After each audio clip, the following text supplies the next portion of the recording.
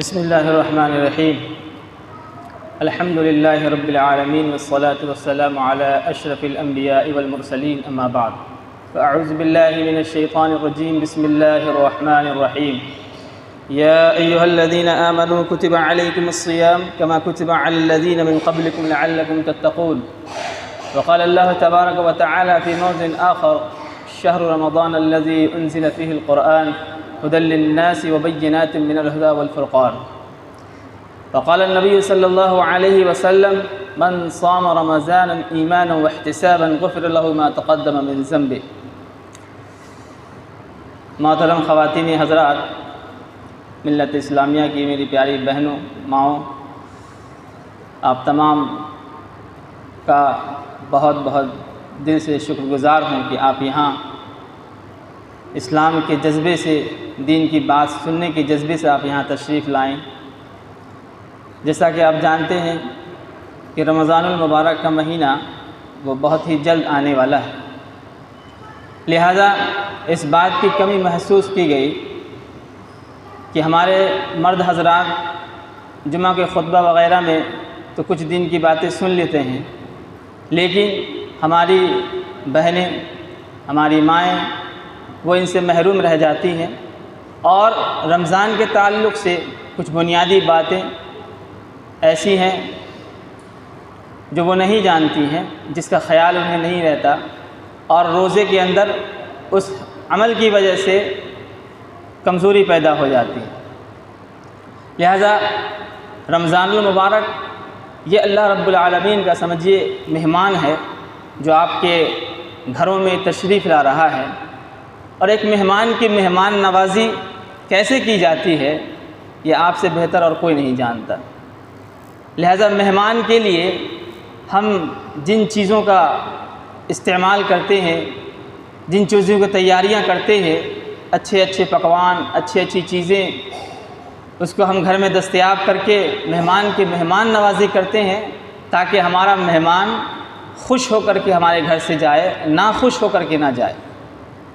تو یاد رکھیں کہ یہ اللہ رب العالمین کا مہمان رمضان آپ کے گھروں میں آ رہا ہے، آپ اس مہمان کی مہمان نوازی ایک دن دو دن نہیں، پورے ایک مہینے تک کریں گی، اور اس بات کا خیال رکھیں گے کہ اللہ رب العالمین کے اس مہمان کو کسی طرح کی دقت پیش نہ آئے۔ یہ مہمان جب جائے لوٹ کر کے اپنے رب کے پاس تو آپ کی اچھائی وہ اللہ کے سامنے بیان کرے، آپ کے گن کو بیان کرے، آپ کی عبادت کو، آپ کے روزوں کی وہ تعریف وہ اللہ کے سامنے بیان کرے۔ لہذا مہمان کی مہمان نوازی اس طرح ہم کریں تاکہ وہ اللہ کے یہاں آپ کی تعریف بیان کرے۔ رمضان کیا چاہتا ہے ہم سے؟ اللہ نے رمضان کیوں دیا ہمیں؟ اس کا مقصد کیا صرف اتنا ہی ہے کہ ہم صبح سے لے کے شام تک بھوکے رہیں؟ صبح سے شام تک ہم بھوکے رہیں، ہم کیوں بھوکے رہیں؟ کس لیے بھوکے رہیں؟ کس نے کہا ہمیں بھوکے رہنے کے لیے؟ کس کی وجہ سے ہم بھوکے رہتے ہیں اور کیوں رہتے ہیں؟ یہ بہت سارے سوال ہیں جو ہمارے ذہنوں میں پیدا ہوتے ہیں۔ تو ہمیں ان سب سوالوں کا جواب ڈھونڈنا ہے تو پھر ہمیں قرآن پڑھنا ہوگا، اور یہ رمضان اسی کے لیے آتا ہے کہ ہم ان سب سوالوں کے جوابات ڈھونڈیں۔ اگر ہم یہ کہیں گے کہ ہم بھوکے اپنے اللہ کے لیے رہتے ہیں، ہم اپنے اللہ کے لیے روزہ رکھتے ہیں، ہم اپنے اللہ کے لیے دن میں 18 گھنٹے 19 گھنٹے بھوکے رہتے ہیں، تو پھر سوال یہاں یہ پیدا ہوگا کہ ہمارے اللہ کے لیے جب آپ 18 گھنٹے بھوکے رہتے ہیں تو ہمارا اللہ یہ بھی چاہتا ہے کہ تم نمازی بنو، ہمارا اللہ یہ بھی چاہتا ہے کہ تم جھوٹ نہ بولو، ہمارا اللہ یہ بھی چاہتا ہے کہ تم معاشرے کی سب سے معزز ترین خواتین بنو، ہمارا اللہ یہ چاہتا ہے کہ تم باحجاب بنو، تمہارے اندر حیا اور پاک دامنی کی مثال ہو۔ تو یہ ساری چیزیں پھر ہمارے دماغ میں پیدا ہوتی ہے۔ اگر ہم اللہ کے لیے روزہ چھوڑ رہے ہیں تو پھر اللہ رب العالمین ہم سے جن جن چیزوں کا مطالبہ کرتا ہے ہمیں ان مطالبات کو پھر پورا کرنے کے لیے کھڑے ہو جانا چاہیے۔ نہیں تو اگر ہم صرف 18 گھنٹے بھوکے رہ کر کے 30 دن پریکٹس کر کے اور پھر ہمارا رویہ وہی رہا جو سالوں بھر رہتا ہے، تو پھر ہم اللہ کے نزدیک نافرمان کہلائیں گے، اللہ کے نزدیک ہم جھوٹے کہلائیں گے، اللہ کے نزدیک ہم سب سے بڑے گناہگار کہلائیں گے، کیونکہ اللہ رب العالمین پھر مرنے کے بعد آپ سے پوچھے گا کہ تم نے جو 2 روزے رکھے تھے، تم نے جو نمازیں پڑھی تھی، تم نے جو تراویح پڑھی تھی، تم نے جو سحری کھائی تھی، کس کے لیے؟ میرے لیے۔ تو میرے مطالبات تو تمہارے ساتھ بہت سارے تھے۔ میں نے تمہیں عفت و پاک دامنی کا بھی حکم دیا تھا، میں نے تو تمہیں قرآن پڑھنے کا بھی حکم دیا تھا، میں نے تو تمہیں حجاب میں رہنے کا بھی حکم دیا تھا، میں نے تو تمہیں گانا، ٹی وی، سیریل یہ سب دیکھنے سے بھی منع کیا تھا، میں نے تو تمہیں لغو باتیں سننے سے بھی منع کیا تھا۔ تو تم نے یہ سب چیز کیا، ان سب چیزوں کو تم نے چھوڑا؟ نہیں چھوڑا تم نے۔ اگر تم نے ان سب چیزوں کو نہیں چھوڑا تو گویا کہ تم نے رمضان میں جو روزے رکھے دکھاوے کے لیے رکھے، تم نے رمضان میں جو عبادتیں کی، جو بھی چیز تم نے روزے میں کیے، سب تم نے دکھاوے لیے کی۔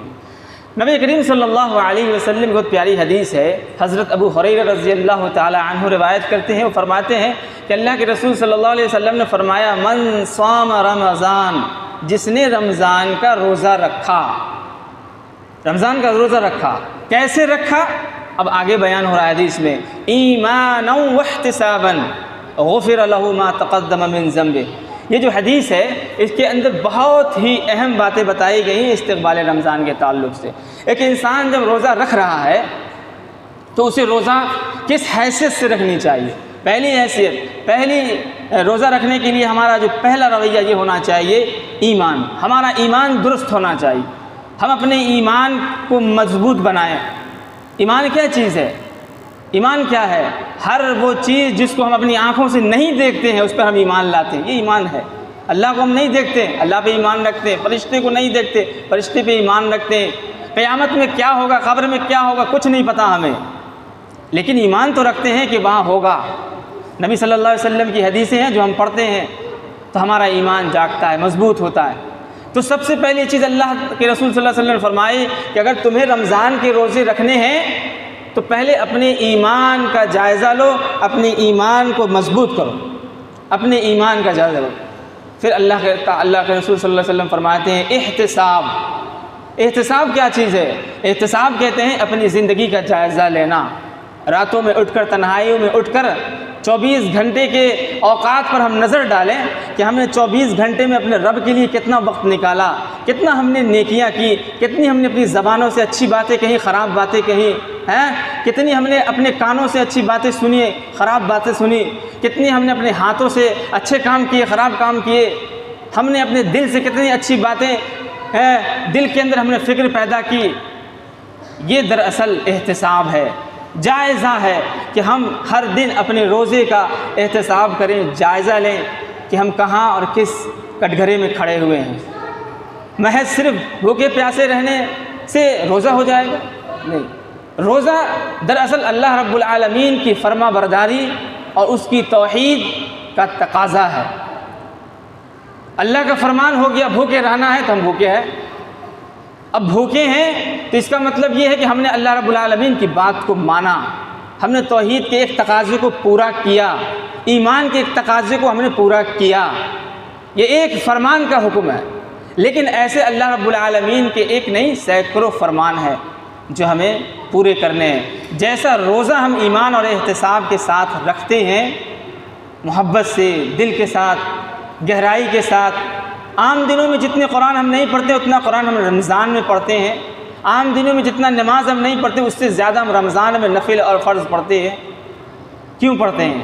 کیوں؟ اس لیے کہ اللہ تبارک و تعالی اس بات کا احساس آپ کے اندر یہ دلانا چاہتا ہے کہ جو پابندی رمضان کے مہینے میں تم کر رہی ہو وہی پابندی تمہیں غیر رمضان میں بھی کرنی ہے۔ ہاں، رمضان کے اتنا تو نہیں ہو سکتا لیکن پابندی تو ہو سکتی ہے۔ آپ رمضان کے مہینے کو دیکھ لیجئے، رمضان کا مہینہ ایک ایسا مہینہ ہے جو ہمارے اندر وقت کی تبدیلی پیدا کرنے کا ایک طریقہ سکھاتا ہے۔ عام دنوں میں ہم ویسے نہیں رہ سکتے، 3 بجے بھور میں اٹھ کر کے ہم سحری کھاتے ہیں، پوری دن بھوکے رہتے ہیں، مغرب کے بعد ہم افطار کرتے ہیں، پھر مغرب کے بعد جو ہے افطار کرتے ہیں، پھر تھوڑا بہت نماز پڑھنے کے بعد کھانا پینا کھا لیتے ہیں۔ ہر سسٹم الٹ جاتا ہے عام دنوں میں۔ 9 بجے ناشتہ کرتے ہیں، دوپہر کے بعد کھانا کھاتے ہیں، پھر رات میں کھانا کھاتے ہیں۔ دیکھیں رمضان میں پورا ٹائم ٹیبل چینج کا مطلب ہوا اللہ رب العالمین کا حکم ہوا، ہم نے وقت کے رویے کو بدل دیا، ہم نے وقت کی تبدیلی کو بدل دیا۔ کس کے حکم سے؟ اللہ رب العالمین کے حکم سے۔ جب ہم نے اتنی غیر معمولی تبدیلی رمضان کے اندر میں ہم نے کی ہے، یہی چیز اللہ تبارک و تعالی غیر رمضان میں بھی چاہتا ہے کہ تم وقت کی پابندی کے ساتھ نماز پڑھو، وقت کی پابندی کے ساتھ قرآن پڑھو، وقت کی پابندی کے ساتھ قرآن کو سیکھو۔ ہم نے قرآن کو یہ نازل کیا ہے صرف پڑھنے کے لیے نہیں، سمجھنے کے لیے۔ کتاب انزلناہ مبارک لیدبروا آیاتہ ولیتذکر اولو الالباب، اللہ نے فرمایا کہ ہم نے یہ قرآن نازل کیا ہے میری بہنوں، سب سے پہلی چیز یہ ہے کہ تم اس کے اندر غور کرو، فکر کرو، تدبر پیدا کرو اور برکتیں حاصل کرو اس قرآن سے۔ یہ اتنی بابرکت کتاب ہے، جب تم پڑھو گی تو برکت تو تمہیں ایسے ہی ملے گی۔ وَلْيَتَذَكَّرَ أُولُو الْأَلْبَابِ، اور عقل مندوں کے لیے اس قرآن میں نصیحت ہے، عقل مندوں کے لیے۔ یہ بہت بڑی غلط فہمی ہمارے سماج کے اندر پھیلا دی گئی ہے کہ قرآن تو عالموں کے لیے نازل کیا گیا ہے، یہ تو مرد لوگوں کا کام ہے۔ نہیں میرے بھائی، ہم اپنے نبی صلی اللہ علیہ وسلم کے زمانے کی تاریخ کو جب پڑھتے ہیں، اپنے نبی صلی اللہ علیہ وسلم کی خواتین، ان کی ازواج مطہرات ام المؤمنین کی جب ہم تاریخ کو پڑھتے ہیں تو آپ دیکھیں حضرت عائشہ رضی اللہ تعالی عنہا اتنی بڑی محدث ہیں کہ جنہوں نے آپ صلی اللہ علیہ وسلم کی بیویوں میں سب سے زیادہ حدیث کی ماہر جاننے والی اگر کوئی ہیں حضرت عائشہ رضی اللہ تعالی عنہ۔ بسا اوقات مرد حضرات نبی آپ صلی اللہ علیہ وسلم زمانے میں حضرت عائشہ رضی اللہ تعالی عنہ سے دین کا مسئلہ پوچھنے کے لیے آتی تھی، اتنی بڑی عالم تھی وہ دین کی، اتنی جانکاری تھی ان کو حضرت عائشہ رضی اللہ تعالی عنہ۔ اسی طریقے سے بہت ساری ایسی صحابیات ہیں جن کی زندگی کو ہم اگر پڑھیں گے تو ہمیں معلوم ہوگا کہ اللہ تبارک و تعالی نے کیسے ایمان اور عقیدے کی مثال ان لوگوں نے پیش کی ہے۔ ہمارے لیے، آپ لوگوں کے لیے اللہ تبارک و تعالی نے ازواج مطہرات کو ماڈل بنایا ہے۔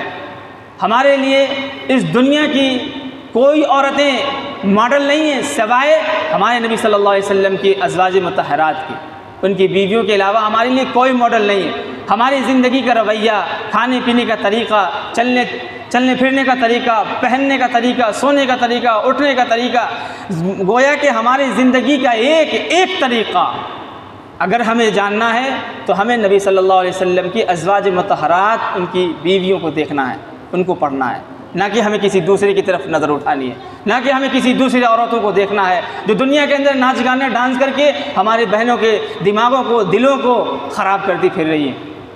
یہ ہمارا شیوا نہیں ہے، اور یہ فطری تقاضا ہے کہ آپ صنف نازک ہیں۔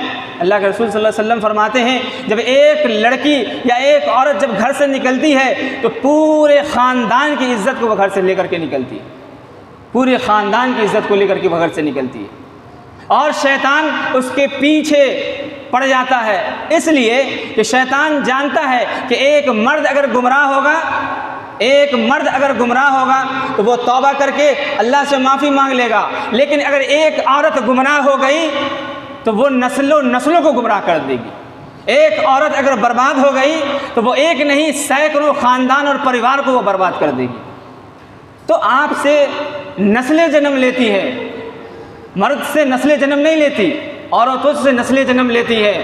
اگر ہمارے پریوار، مثال کے طور پہ آپ لیجئے کہ ایک پریوار ہے 7 فیملی پر مشتمل، اور 7 فیملی نماز روزے کی پابند ہے، اس سے پیدا ہونے والے بچے وہ سب روزے دار، نمازی، اللہ کے دین پر چلنے والے ہوں گے، اس سے پیدا ہونے والے یہ نسلیں بنتی چلی جائیں گی جو صرف اور صرف اللہ رب العالمین کی توحید اور اس کے عقیدے کی تعلیم دنیا کے سامنے پیش کرے۔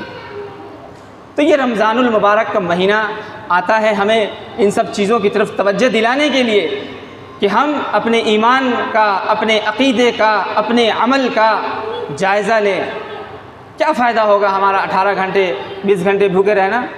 اللہ کے رسول صلی اللہ علیہ وسلم فرماتے ہیں، حضرت ابو ہریرہ رضی اللہ تعالی عنہ راوی حدیث کے کہتے ہیں، من لم یدع قول الزور، جس نے رمضان کے مہینے میں جھوٹ بولنا نہیں چھوڑا، والعمل به، اور عمل کرتا چلا گیا، جھوٹ بولتا چلا گیا، فی ان یدع طعامہ وشرابہ، اللہ کے رسول صلی اللہ علیہ وسلم فرماتے ہیں ایسے شخص کے روزے کی ہمیں کوئی پرواہ نہیں، وہ بیکار مطلب کا بھوکا ہے، وہ بیکار مطلب کا پیاسا ہے، بیکار مطلب کا وہ 24 گھنٹے 18 گھنٹے بھوکا رہ رہا ہے، نبی صلی اللہ علیہ وسلم فرماتے ہیں جب تم نے اپنی زندگی سے جھوٹ بولنا نہیں چھوڑا، غیبت اور چغلی کرنا تم نے نہیں چھوڑا، کینہ کپٹ تم نے نہیں چھوڑا، تم نے زندگی کے ہر زاویے پر تم نے غلط رویہ استعمال کیا، کیا فائدہ تمہارا روزہ رکھنے کا؟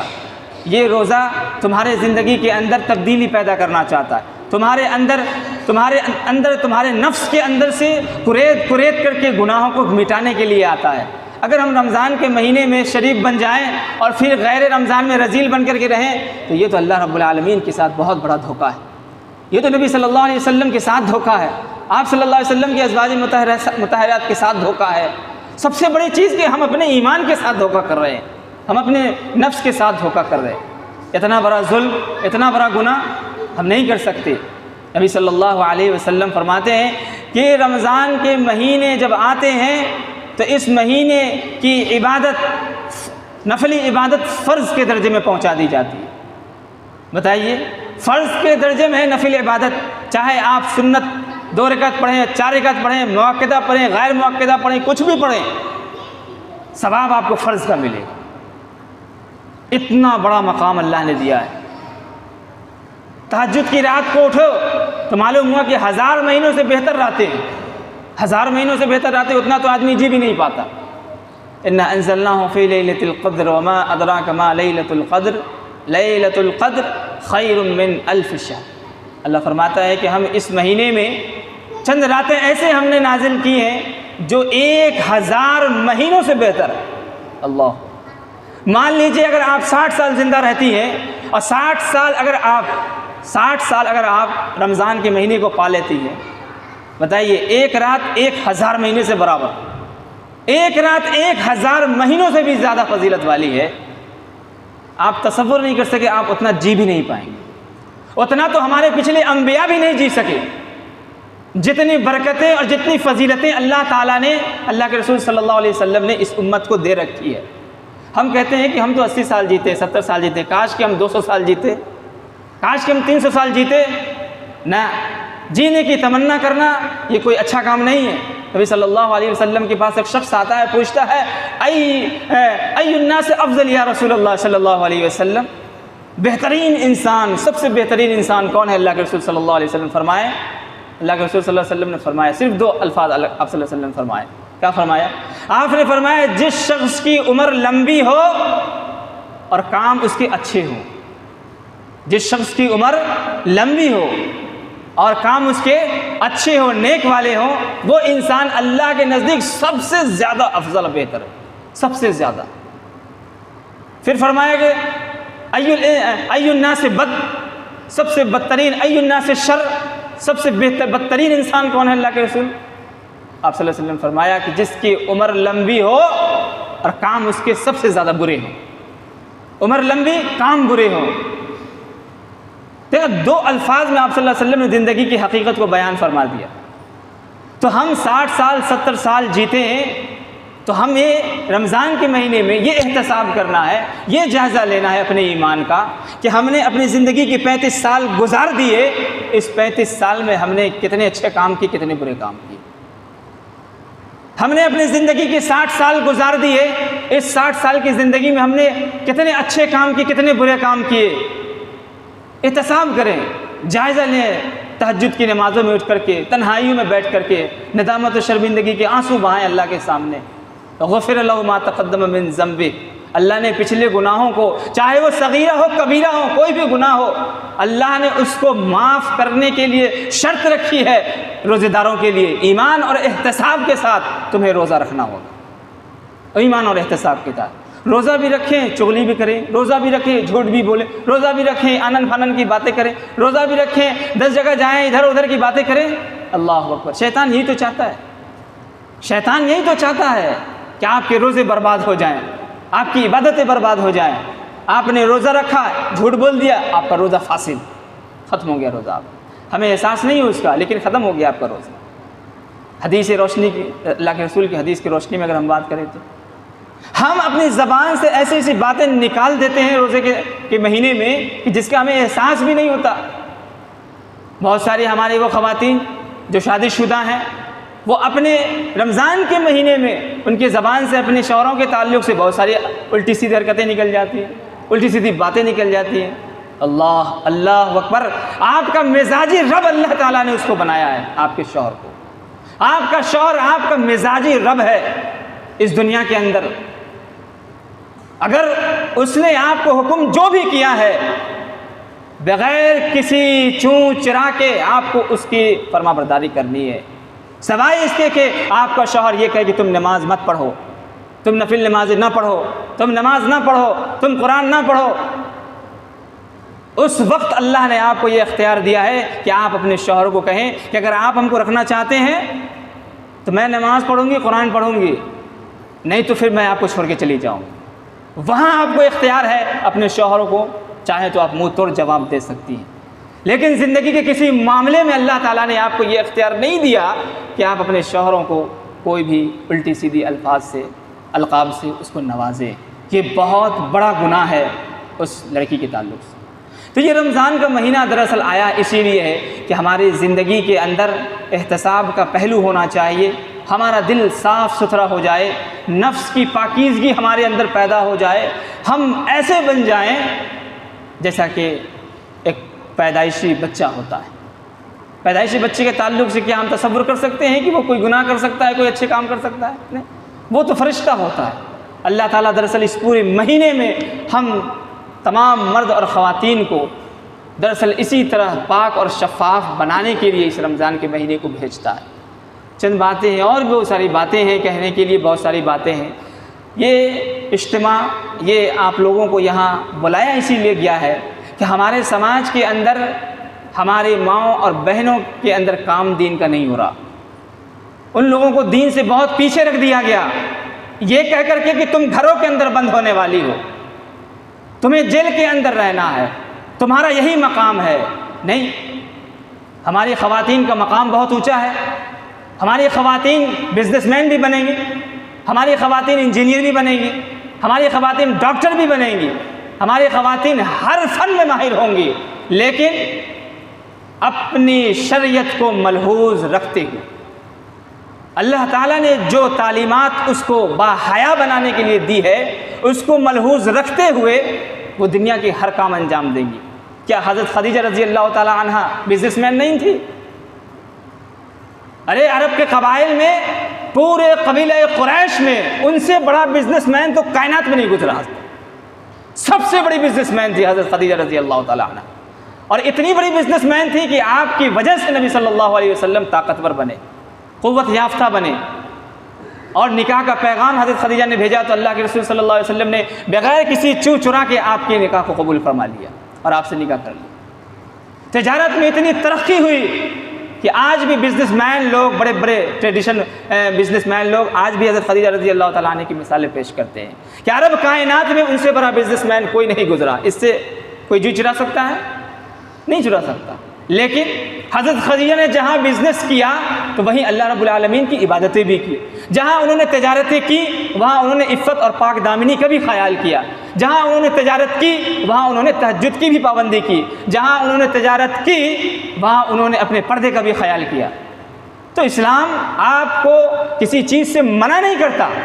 اسلام چاہتا ہے کہ آپ ہر فن میں ماہر ہوں, لیکن اپنی تعلیمات اور اپنے شعار کو لحاظ رکھتے ہوئے, اس کا خیال رکھتے ہوئے. ہم اسکول جائیں پڑھیں, ہم یونیورسٹی میں بھی پڑھیں. آپ نے دیکھا ابھی ہمارے ہندوستان کے اندر حجاب کو لے کر کے کتنا بڑا مسئلہ پیدا ہو گیا, لیکن سلام ہے ان بہنوں پر جنہوں نے حجاب کے پاک دامنی کو انہوں نے قائم کر کے رکھا اور نعرہ تکبیر بلند کیا. سلام ہے اس لڑکیوں کو جنہوں نے اس کفار کے سامنے نعرہ تکبیر کے نعرے بلند کیے. اللہ تعالیٰ نے صرف اللہ اکبر کہنے پر اس لڑکی کو ساری دنیا میں فیمس کر دیا. جانتے ہیں اس لڑکی کا نام آپ لوگ؟ جس نے کالج میں جا کر کے ایک دم اپنے عقیدے اور ایمان کا وہ نذرانہ اس نے پیش کیا کہ ساری دنیا اس کی تعریف کر رہی, دیکھ رہی ہے. تو اللہ رب العالمین کے ایمان, اللہ رب العالمین کے کلمے میں تو اتنی طاقت ہے, اس کو اپنا کر کے تو دیکھیں, کر کے تو دیکھیں. باہر کہنے کو بہت ساری باتیں ہیں. اذان کا بھی وقت ہونے جا رہا ہے. آپ لوگوں کا میں دوبارہ پھر سے بہت بہت مشکور اور شکر گزار ہوں کہ آپ لوگ یہاں آئیں. ہم چاہتے ہیں کہ ہر ہفتے جمعرات کے دن، جیسے یہاں ہمارے مرد حضرات کا اتوار کے دن ہفتہ واری اجتماع ہوتا ہے، ویسے ہی ہم چاہتے ہیں کہ آپ لوگوں کا بھی ہفتہ واری اجتماع ہو ہر جمعرات کے دن 11 بجے، اپنے رب کی رضا کی خاطر، کسی مرد کی خاطر نہیں، دنیا والوں کی خاطر نہیں، اپنے رب کی خاطر۔ ہم اس رب کی بندی ہیں جس نے ہمیں پیدا کیا، اور اس کے ہمارے جینے کا مقصد یہی ہے اپنے رب کو خوش کرنا، اور اس کو خوش کرنے کے لیے ہم اس رب کے لیے 1 گھنٹہ نکالیں، صرف 1 گھنٹہ۔ 11 بجے ہم نے وقت اس لیے رکھا ہے کہ چونکہ آپ لوگ بہت سارے کام میں مشغول ہوتی ہیں، تو 11 بجے تک 10 بجے تک آپ لوگ تمام کاموں سے فارغ ہو جاتی ہیں، لہذا 1 گھنٹہ آپ اللہ کے لیے نکالیں اور یہاں تشریف لائیں۔ درس حدیث، درس قرآن اور کچھ لٹریچر آپ کے سامنے پڑھے جائیں گے، تاکہ آپ کے علم کے اندر اضافہ ہو، آپ بھی جانیں۔ یہ تربیتی اجتماع کا پروگرام ہم لوگوں نے شروع اس لیے کیا ہے تاکہ آپ کے اندر بھی کچھ ڈیولپمنٹ پیدا ہو، آپ کے اندر بھی اسلامی جانکاریاں پیدا ہو، تاکہ آپ دنیا کو بتائیں کہ ہم بھی کیا ہیں، آپ دنیا کو بتائیں کہ ہمارے اندر بھی طاقت ہے۔ وہ لوگ جو آپ کو کمزور سمجھتے ہیں انہیں آپ بتائیں اپنے علم سے کہ ہمارے اندر کتنی طاقت ہے۔ جب ہم پاور میں آتے ہیں تو ملک نہیں، پورے تہذیب کو بدل ڈالتے۔ یہ چیزیں ہمارے اندر پیدا ہونی چاہیے، وہ سب اس وقت ہوگی جب ہم کتاب اللہ اور سنت رسول اللہ کی رسی کو ہم مضبوطی سے تھامیں گے اور پکڑیں گے۔ تو اگلے جمعرات کے لیے 2-3 خواتین ہیں جن کا ہم نے آپ کے سامنے نام لینا ہے۔ اس میں ہمارے آصف بھیا ہیں، ان کی وائف ہے، ان کی ذمہ داری یہ رہے گی کہ وہ آپ کے سامنے قرآن مجید کا ایک سورت، اس کا ترجمہ اور تفسیر آپ کے سامنے پڑھ دیں گی۔ بہت آسان ہوگا، سن لیجئے گا اور عمل کرنے کی کوشش کیجئے گا۔ درس حدیث میں آپ کو ہماری چلڈرن سرکل میں ایک لڑکی پڑھنے آتی ہے، سعدیہ اس کا نام ہے، اس کو یہ ذمہ داری دی جائے گی، وہ آئے گی آپ کے سامنے میں ایک حدیث پڑھے گی، ترجمہ پڑھے گی اور چلی جائے گی۔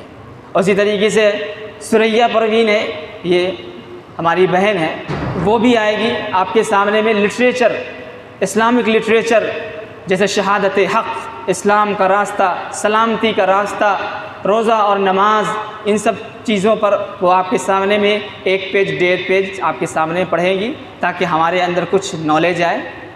اور آپ کے پروگرام کو ہم پورے گاؤں سماج میں نہیں بلکہ پورے بہار میں اس کو شائع کرنے کی کوشش کریں گے، تاکہ ہمارے وہ بہنیں جو یہاں موجود نہیں ہیں وہ بھی آپ کے علم کو، آپ کے اس طریقے کو سن کر ان کے اندر جذبہ پیدا ہو، حوصلہ پیدا ہو کہ ہم بھی یہ کام کرتے ہیں۔